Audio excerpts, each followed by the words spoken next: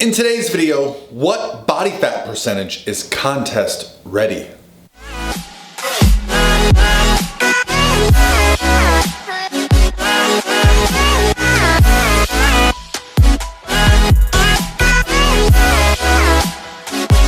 All by myself.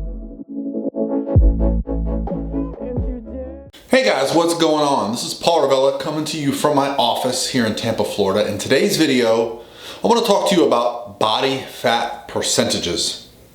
And I want to talk to you about contest ready body fat percentages. Now, early on in my career as a physique athlete and even someone that just became interested in building muscle, putting on muscle, losing body fat, kind of altering the body composition in my own favor for what I wanted, what my goals were for, whether it be, hey, I want to look good for the girls, or hey, I want to look good in this shirt, or hey, I just want to look like I lift when I go to the gym and not like an idiot.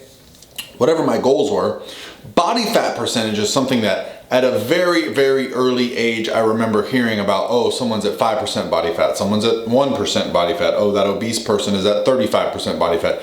These are numbers that are often thrown around. And so the first thing I want to dispel is that we all have our own opinions on what these numbers mean. And the very, very difficult part about them is that there is not actually a standard way to measure body fat percentage, right? Different types of measurements are going to give us different numbers. Everyone has different opinions. I mean, the gold standard for research is actually the DEXA scan. But even with the DEXA scan, I've seen huge variations even amongst the same person. And so it's great for mass measurements, but I don't know that it's the best for an individual. Over at USF, they're doing some interesting things with ultrasound testing of body fat, which actually measures the thickness of the body fat. But even that, I had my body fat measured there, and they don't measure some of the places on my body that carry more body fat than others. So I don't know the accuracy. There's lots of ideas from, underwater testing. There's the bod pod. There's electrical impedance. There are just lots of different ways, skin folds to check body fat. So I'm going to give you guys my opinion on what body fat levels look like for competition. And I'm going to do so with some pictures and discuss things and what the competitors need to look for. But here's one thing to remember. No one at a bodybuilding show is going to ask you what your body fat is. And when you're on stage next to someone, no one is going to compare what body fat percentage you have to theirs. They're simply looking at the physique. Competitions are judged by the eyes, okay? And so if you've ever been to a competition, you know when someone's leaner. The leaner a person is, they just stand out. They pop. They look different.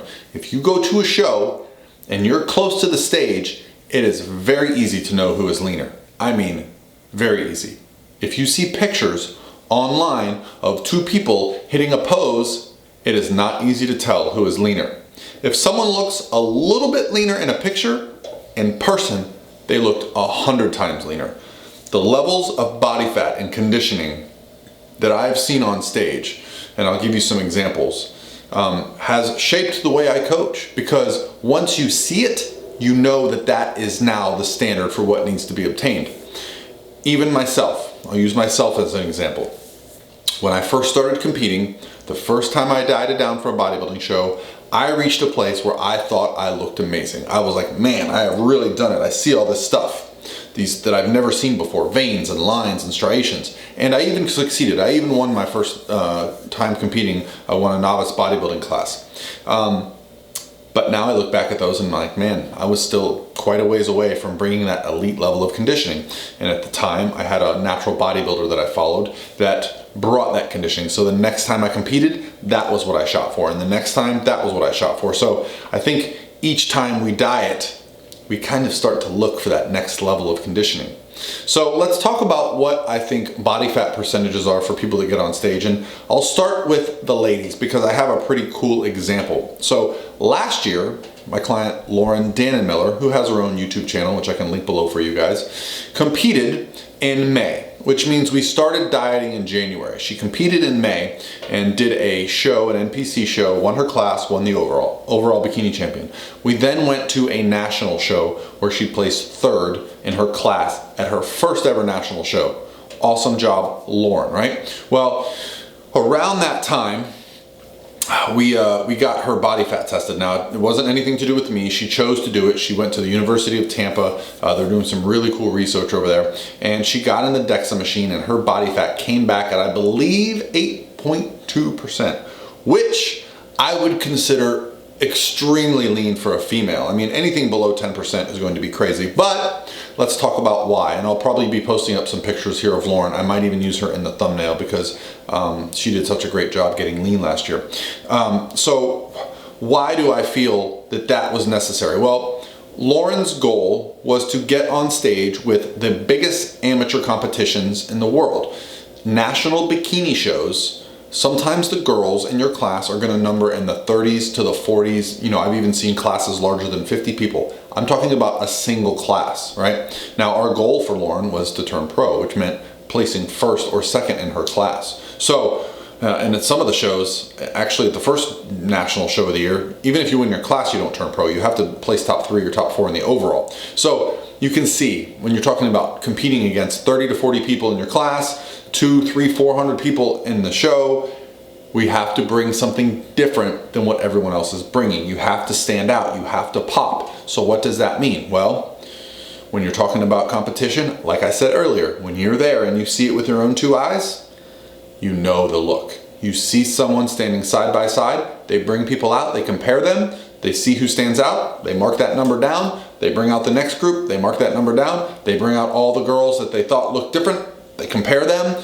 That's how they determine their winners. And being the leanest on stage is going to be a surefire way that you provide yourself the chance to do that. So for body fat percentages for females, you know, if you carry a little bit more muscle, you probably don't have to be quite as lean. But I would think for me, Lauren's body fat percentage of 8 to 10% is probably going to be the range where we see some elite conditioning. And when we're talking about bikini and when we're talking about figure, we're going to see clear, detailed separation between all the muscles, okay? I'll also show you some pictures here of Rachel Sedgwick, my client who did NPC Nationals. She's a drug-free competitor. She did an NPC show, which is not drug tested. She did the biggest amateur show of the year, NPC Nationals, and she actually won her class as a natural. Now, to accomplish that, I knew going into this, she was not going to be as big as some of the competitors.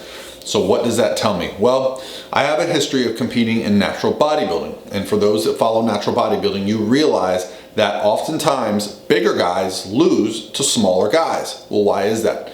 That's because conditioning really creates an illusion where you look bigger. So I told Rachel, after she won her class at her show, she won her class at a regional show, I said, we need to come in like lights out leaner. I think we lost 7 pounds after she won. And she's not a big person, right? So she was about 132. I think we got down to 125 or 124 for nationals.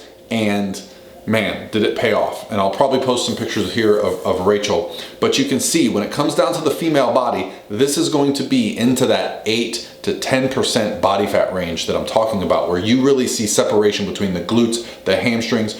You know, females typically, their upper bodies, their core, their backs get shredded much earlier than their lower bodies. So to get that lower body detail to come out, you really need to keep going. And with Rachel, we had to focus on things like quad separation. You know, I really wanted her to have the fullness and be lean enough so that we could fill her out going into the show. Meaning we were adding carbs and water every day and sodium going into the show. So she was just filling out harder and harder because she was so lean.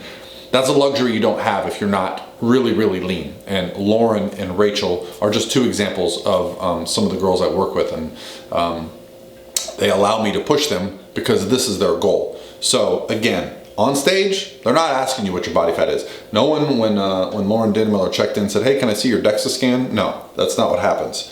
It's a look, and you have to diet until you get that look.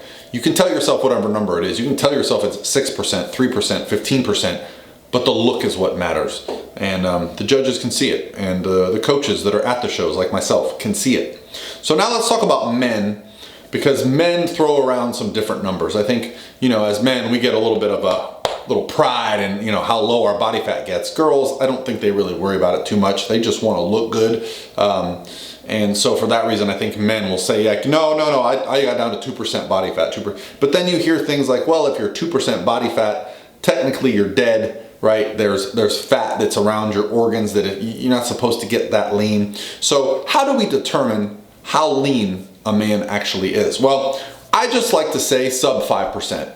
In my opinion, for men to be contest ready, and I'm not just talking about contest ready, you look good, you go to the beach, you walk on stage. No, I'm talking about some things that most men, 99.99% of competitors, will never even sniff. And that is the elite shredded glutes and split hamstrings, okay?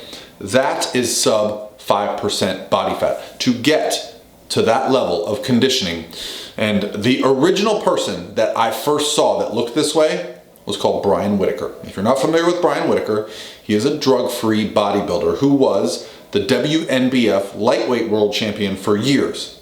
In his last competitive season, he actually won the lightweight and the overall championship of the Yorton Cup and the WNBF Worlds, a feat that had never been done before, okay? So he was, by all means, the greatest natural bodybuilder on the planet. Now, that's saying a lot. There are some great natural bodybuilders, and a lot of them weren't competing that day, right? But overall, Brian Whittaker is certainly someone that every natural bodybuilder you ever speak to is on the list. He's one of the guys.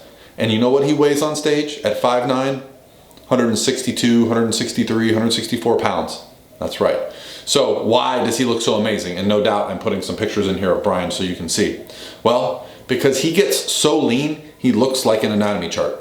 I was there. I have a video of Brian Whittaker posing the day of his show in Cape Cod a couple years ago. I saw him in person, standing next to every single other bodybuilder. And when you're at a show with pro natural bodybuilders and every single person is in awe of you, you did your homework. You are the most shredded. Now, Brian also has some fantastic muscle density. He has some great, muscle insertions and shape. He really works hard on his posing. The guy just lives and breathes bodybuilding.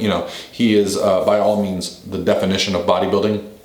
So there are some other things that go into it. You can't just be so shredded but have no muscle. Brian's spent years and years in perfecting his craft, and there's a lot of other guys out there. But to bring that type of conditioning, that is stage ready. You want to ask me, if you go to a natural show, if you go to an NPC show, I promise you, the guys that do the best did the best work getting conditioned, okay? Don't care what you weigh on stage. If you focus on, I want to be about 195 on stage, I promise you, you're probably going to be about 10 pounds over what you needed to be to bring that elite conditioning. That's contest lean. Now, what is the actual percentage? Is it 2%? Is it 3%? Is it 4%? That's debatable. It doesn't really matter to me. We keep dieting until we see that look. I had a client compete this weekend named Joshua, and actually he's got a channel. I'll link that below. Joshua is a natural bodybuilder. First season working with me. He walked into a show a little early, and we're doing 3 more shows this year, and he won his class and the overall. So I'll show you some pictures here of Joshua. Now, a lot of people will look at these pictures and be like, man, he looks great. Well, he does look great, but we're not going for great. We're going for phenomenal. He doesn't quite have the separation in the glutes and hamstrings. It's starting to happen, but we're still a few weeks away. So my point being, just because somebody looks great with quad separation, abs, veins all out their body, you turn them around, for guys, you need to keep dieting. It's going to be weeks and weeks after you're often ready from the front that you're ready from the back. All right, guys, that's going to be it for me today. Ran a little long, but I wanted to explain to you what competition lean is actually about. Hopefully this helps. And if you have any questions, love to hear them below. Hope you guys are having a great day, and I'll talk to you tomorrow.